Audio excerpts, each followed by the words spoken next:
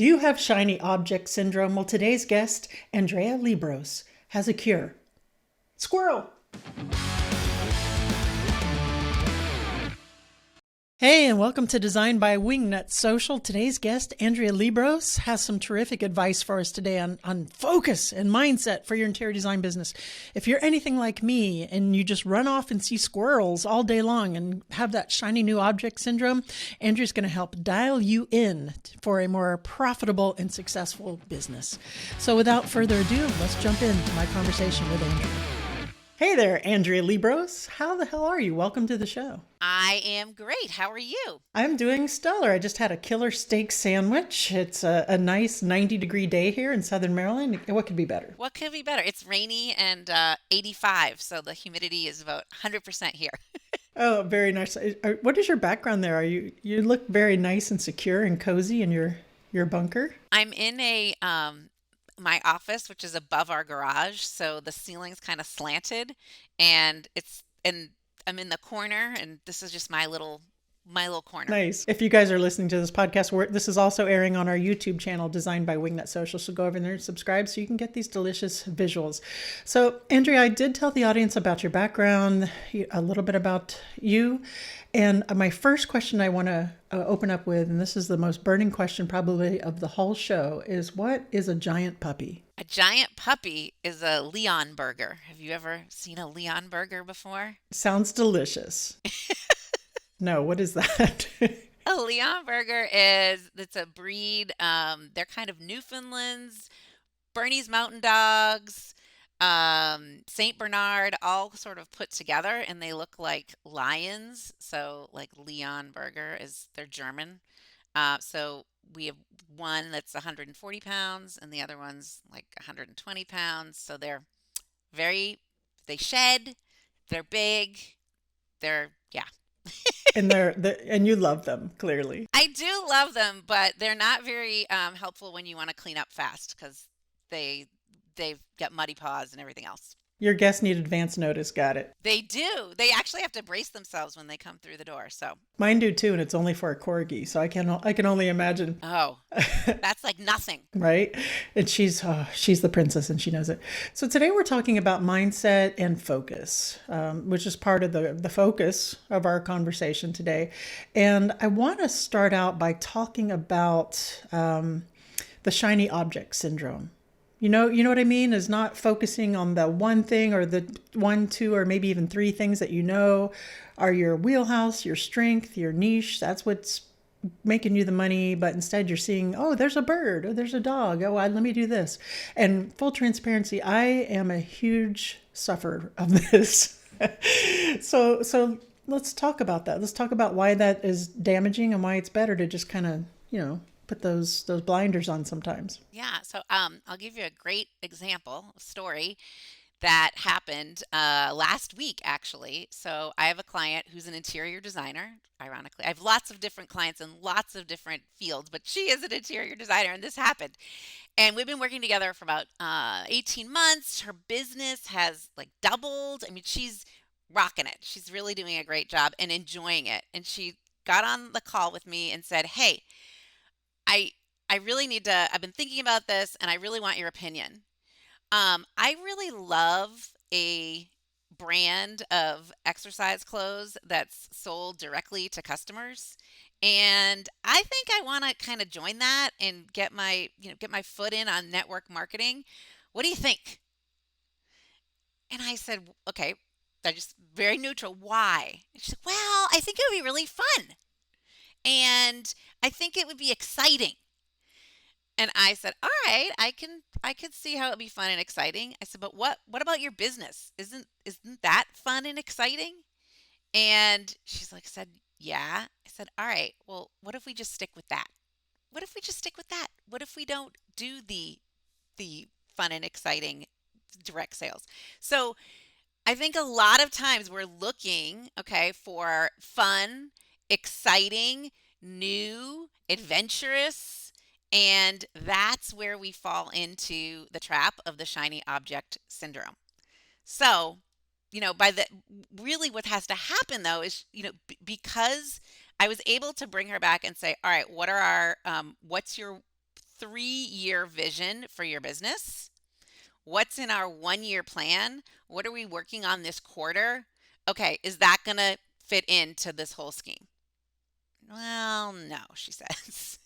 So if you have a big enough vision, then you quickly, if you catch yourself, can go right back to what you have set out to do. How much of that is dopamine related and just needing that instant gratification of the new, right? Of the new thing, of the new exciting thing, and having the discipline to see that initial thing out to fruition, completion, because it, you know what I mean? These shiny things are shiny and attractive for a reason. They are shiny, attractive reasons. So I think when I encourage my clients to write goals, I use this SMARTER with an ER at the end framework. And that E does stand for exciting. Okay. And the R can stand for risky. So they're not just SMART goals, they're smarter. So if your goals do have to have an element of shiny object syndrome in a way already built into them to give you that excitement. Now this particular client is writing an ebook and she actually has finished it. Okay. And but we haven't really launched it yet. So I brought her back to that. Weren't we super excited about the launch of this ebook? Like, what's going on with that? That was going to be something new you were adding into your business, a total shiny object, but yet it integrates. What about that? Oh, she said. So it's kind of, you've got to have excitement and risk built in to your focus to help you stay focused, actually. We have that here at Wingnut Social. Every now and then we'll get clients emailing us, oh, I had this collaborator inquiry, wants to reach out and wants to do A, B, and C, or D that really isn't related to their business, but they're flattered and excited and they're maybe bored. So, so Right. yeah, to say, you know what, the same thing. How is that helping your bottom line? And I do understand the fun part and the exciting and the new thing. And I think this day and age that we live in, right, with everything so immediate, instant gratification everywhere. It's hard to break that cycle. So Andrew, you did mention goals and goal setting. Let's talk a little bit more about a successful way to do that, and why can't we just put our nose to the grindstone and just keep going? What is the importance of goal setting? If we have goals that are measurable, specific, action oriented, exciting, risky, time bound, all of the things in that smarter framework, they really do. Once you really start to believe in them, they can bring you back from the shiny object syndrome. They also, though, can prevent you from what I call buffering. So buffering on a computer is that little rainbow circle that goes around sometimes. But we as citizens of 2022 have so many things that we can buffer with Netflix, emptying the dishwasher, checking your email box, right? So all those things are preventing you or getting in your way. They're almost like roadblocks to doing what you really want to do. So what goals really are just your priorities written down, right? I like to think of them as priorities that are written down, um, that you can then plan from, that then you can schedule your time. So it's almost like you've got your priorities written in your goals, then you create a plan on how you're going to tackle them, and then you actually schedule the time to do it. So I see it as a 3-part process. Okay, and how specific do we have to be when setting goals? Like for my agency, for Wingnut Social, I have a goal for like revenue for the year, and that's kind of it. And I do look at it quarterly and make sure we're staying on track. But should we be breaking those up daily, monthly, hourly, minutely?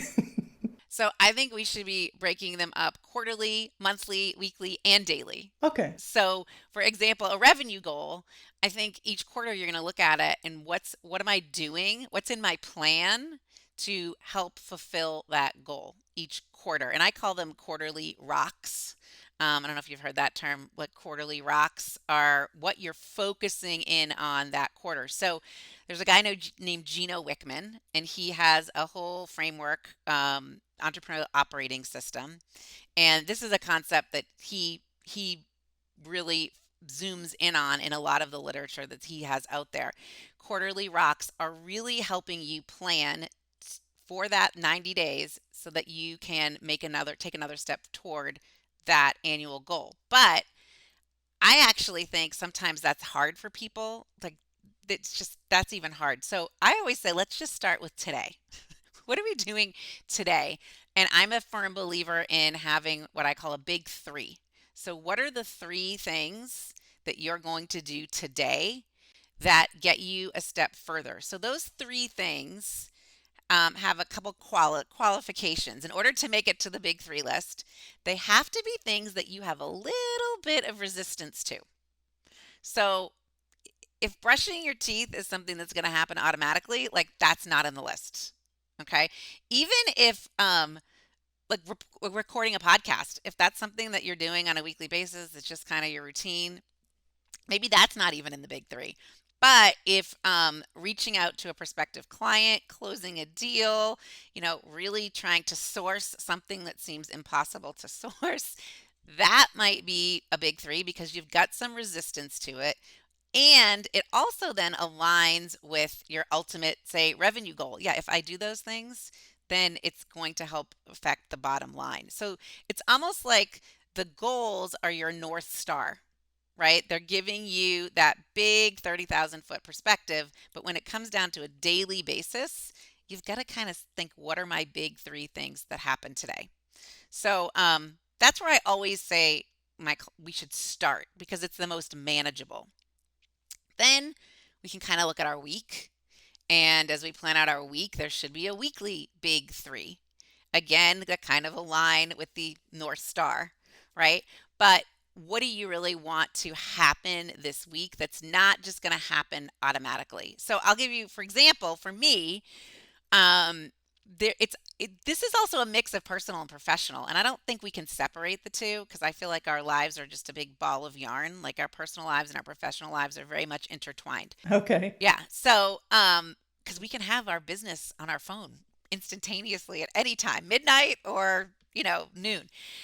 So in my big three, there's definitely something that has to do with my business, but there's always definitely something that has to do with my own. I mean, I'll use this big generic term, self-care, right? So I have a little philosophy I call 222. So each week I try to do two strength workouts, two cardio, and two yoga. So I write 222 because I do have resistance to that.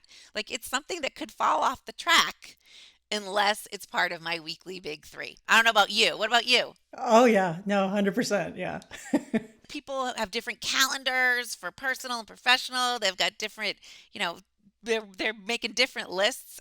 I think it all kind of needs to be put together because as you're working on your business, you might be thinking about what are you making for dinner or some kid you have to pick up, right? So your brain does not turn off one side of your world when it's dealing with the other. So I'm a firm believer that this whole goal setting, planning your day, week, month, quarter has to include both all aspects of your life, really. Are we writing this down or can we do this mentally? We are totally writing this down. Damn it. Um, yeah, we are totally writing this down. Why? Because when you write it down, I mean, there's all these studies, right? We've all heard them. It goes in better. It goes in better, and it actually helps you pause for a second and make it go in, actually. So, I use something called a full focus planner. I've got people that just use a Google Doc or a notepad. And we can get all into like reasons why I use what I use, but it does need to be written down. Oh, do you have that? What's that? Just a plain old journal. And Yeah, yeah. I'm very bad about it. If you're watching the YouTube channel, you can see I'm very bad about it. But I think like 2 months ago, I did put something in there. So So, all right. So, why do you think you're bad about like what happens? What happened 2 months ago? You were on it. What do you think? too many shiny things, too Yeah, there's too too many many shiny things. distractions. Yeah, and I don't know what it is. I have a mental block. I mean, sometimes I am good about it, but sometimes I have a mental block about it. So, what do you tell your clients that aren't very consistent with writing it down? I like to say the past is a teacher, but not a fortune teller. So just because in the past you haven't been so great at it, first of all, doesn't mean you can't be great at it moving forward. All right. So that's number one. But number two is I think it really helps So you're not taking the action of writing things down, right? Or writing down whatever your focus is for that day. So that's kind of an inaction. Okay? I call it like an inaction. Not an action, but an inaction. So all of our actions or inactions are really driven by how we feel. Okay? So you might be feeling like you might be feeling some stress or some anxiety and you're like that's the last thing I want to do, right? Like let's just get going here. Can we just start? I mean, why do I need to pause? Exactly. Yes. Yes. Yes. Yes. Right? Why Yes. do I need to pause? What's up Yes. with that? Yes. Right? And so there's a thought that's creating that anxiety, which is I have so many things to do. I mean, I just have a list or it's all in my head. What I just got to get going. That's driven by some thought that you have. So, what I always say is, what do you want to happen? Like, what do you want to, at the end of the day, how do you want to feel? Right? What do you want to say you have accomplished, if anything? And I mean, my clients say, oh, I want to to have everything on my list checked off. And I would love to feel accomplished or productive. Those are words I hear a lot.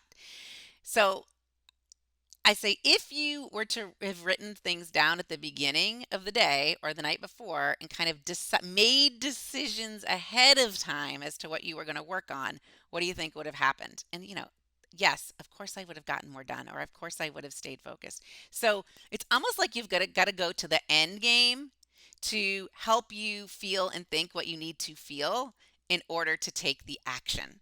So it's not just going to happen overnight, right? You're not just going to change overnight. You've really got to examine what do I want in the end. So no one, like a client the other day, she said, I just feel like there's so much going on. And she's moving.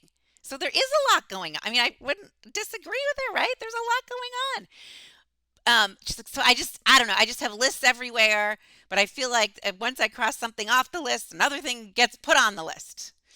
And I said, well, you know what? It's probably true. Like, yeah, you probably do keep putting things on the list. However, are you doing the things on the list that are really having the most impact, that are really aligning with where you want to be in a month? She's like, no, I just do the easy things first. I check those off first. Yeah, because your brain likes that little hit of dopamine, like you said, to think it's being productive. But in the end, it's really not. She should read that book, which I'm sure you're familiar with. Have you ever heard of the book Eat That Frog? Yes. Okay, so that's one of my favorite phrases because I always say there's three reasons you're not. Okay, here you go, Darla. There's three reasons you're not writing down what you want to write down. Number one is you're wearing your busy badge. Like instead of saying, hi, my name is Darla, it says, hi, my name is busy. Because, when people say, how are you? Oh, I'm so busy. Okay, so your badge says so busy. All right. So you're caught in like the busy hustle. That's one reason it's not happening. Second reason is because you are not wanting to do what might be uncomfortable, like the hard thing, the thing that you have some resistance to. And the third, right? And the third thing is you haven't really figured out what is important. Because right now to you, everything might seem important. Now, you don't have to have all three of these things, right? You could just be guilty of one. But how do we get past these? I mean, one of my ways is eat. I literally say eat the frog. You've got to eat the frog. So if anyone's not familiar with that, it's kind of like do the most important thing first before anything Yeah, else. because If it's really frogs jump gross. and leap, Yeah. it is gross.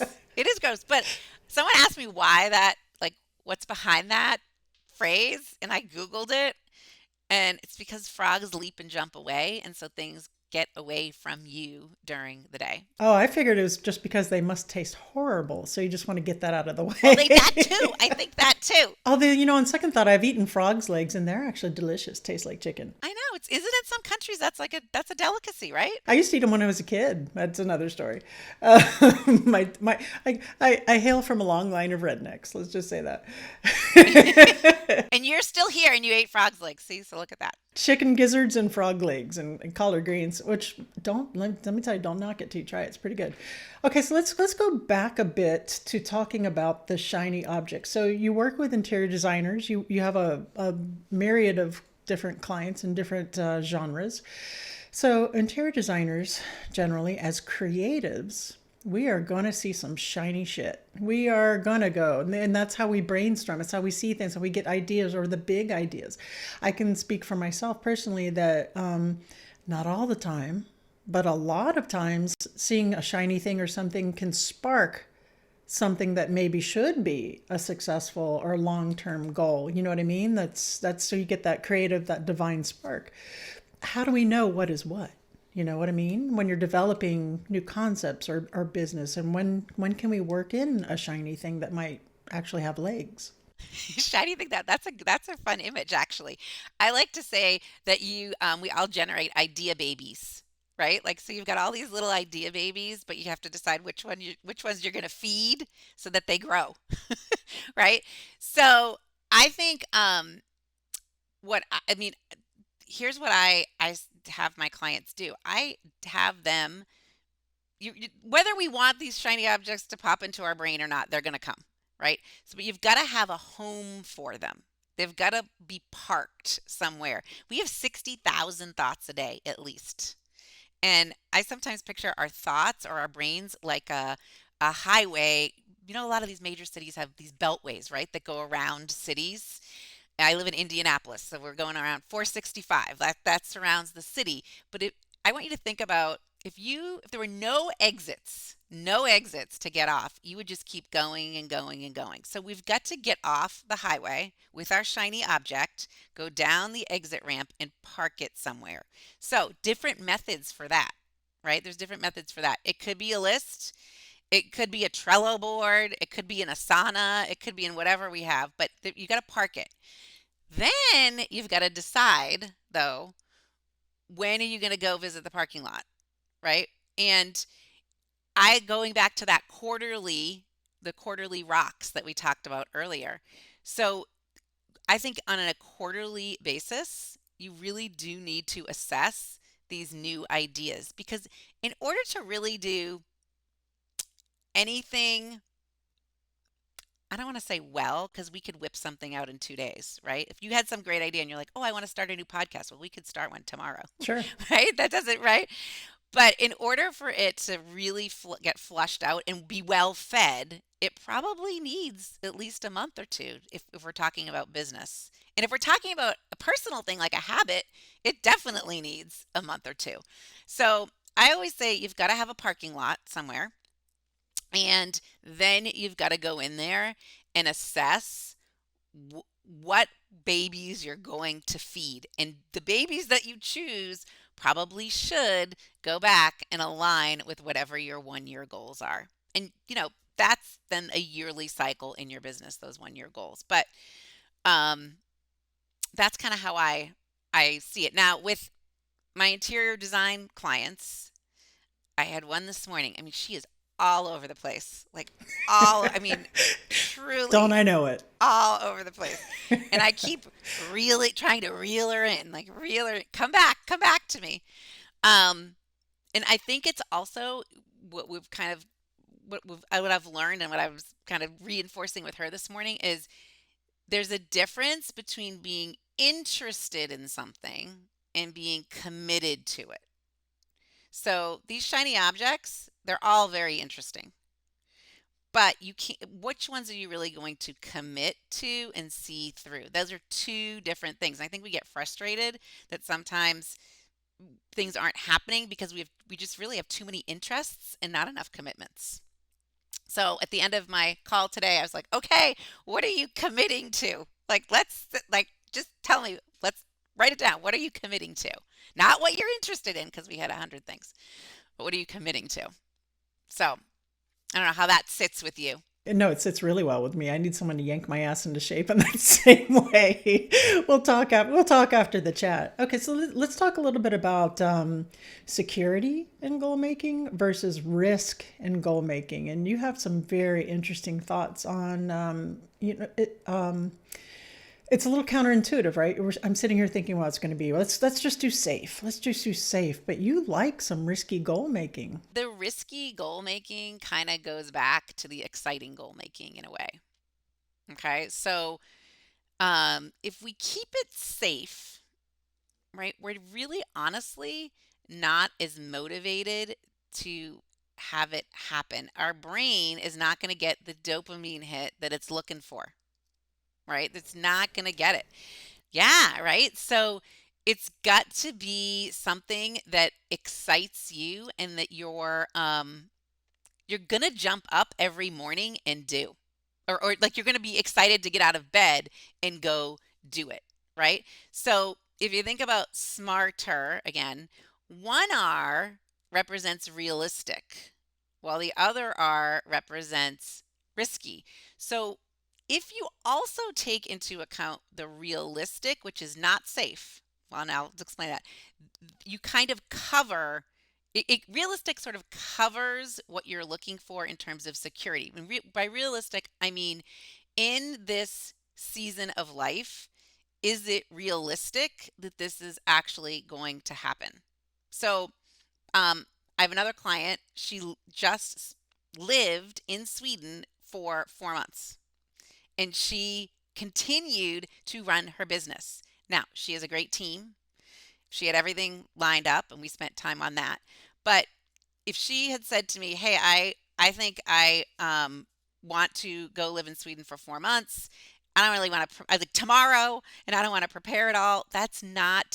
Um, that's not going to cut it, right? Like that's not going to happen. So, is it working out right now in your life? So, if it is, then the risky has space. Then you've got space for risky. You don't have space for risky if you haven't considered all the other factors in creating goals. So it's almost like investing. You have a certain percentage of your portfolio in bonds, a certain percentage Yeah. in the S&P, the 500 or whatever it is, and then you have that risky 10% or 20% depending on your age. Yeah. So I actually recorded a podcast a couple of weeks ago and I didn't think about the portfolio analogy.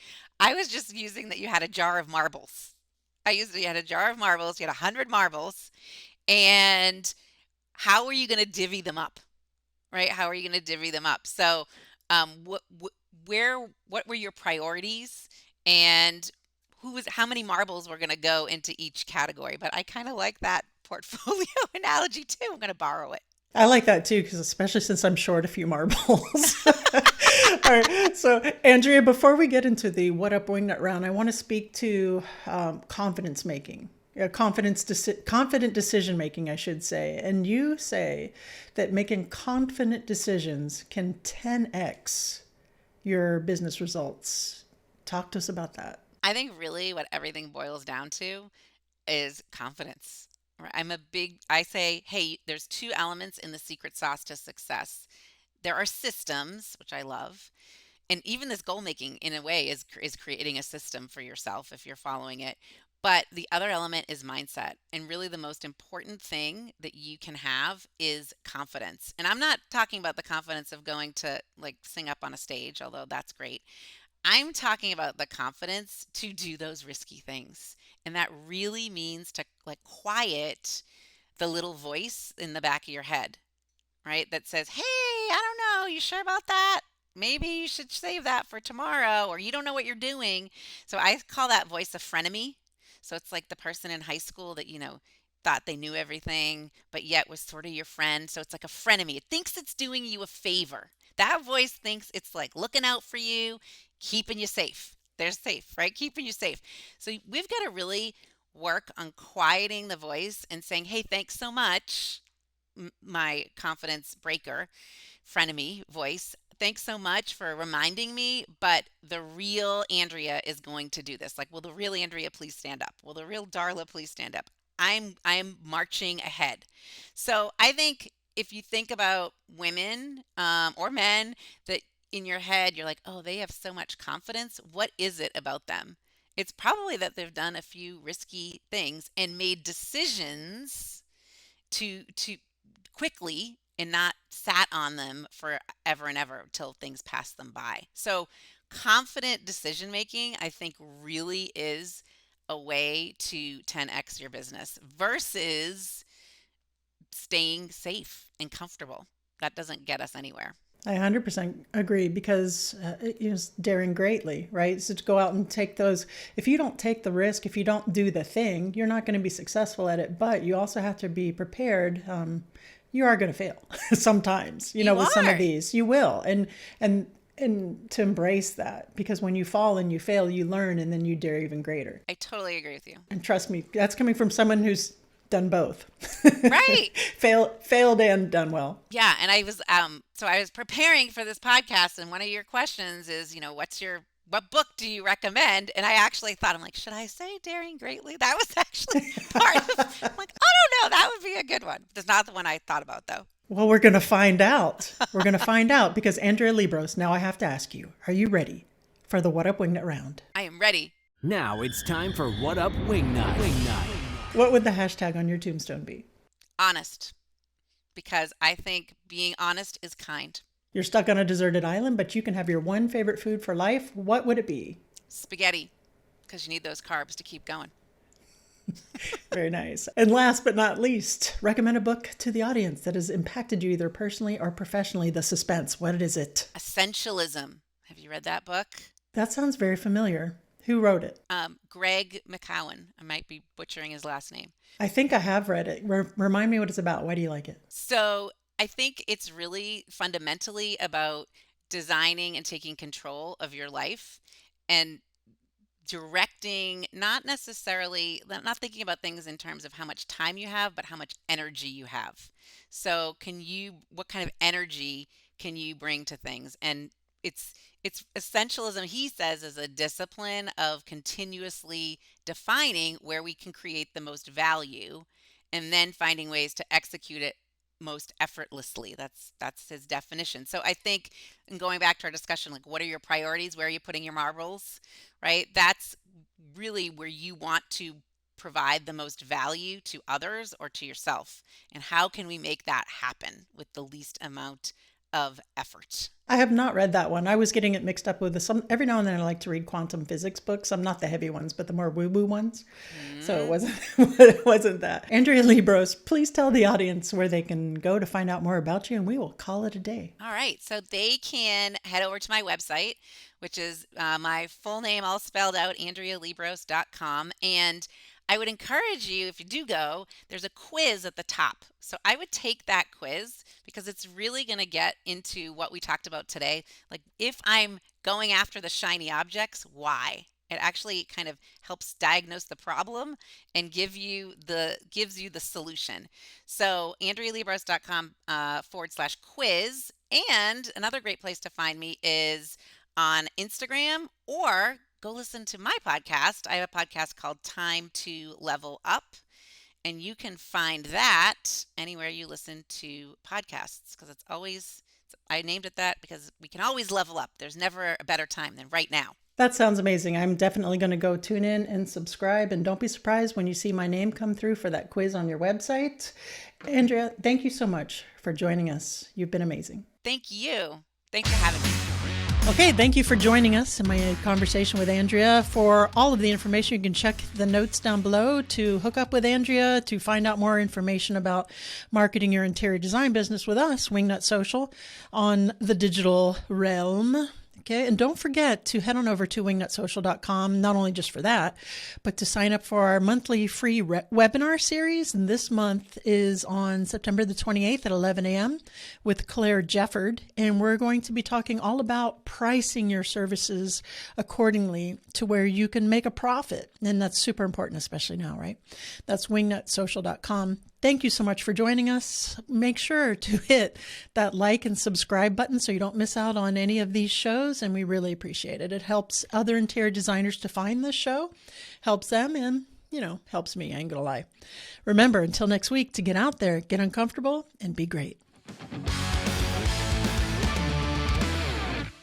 Let's do it. Okay.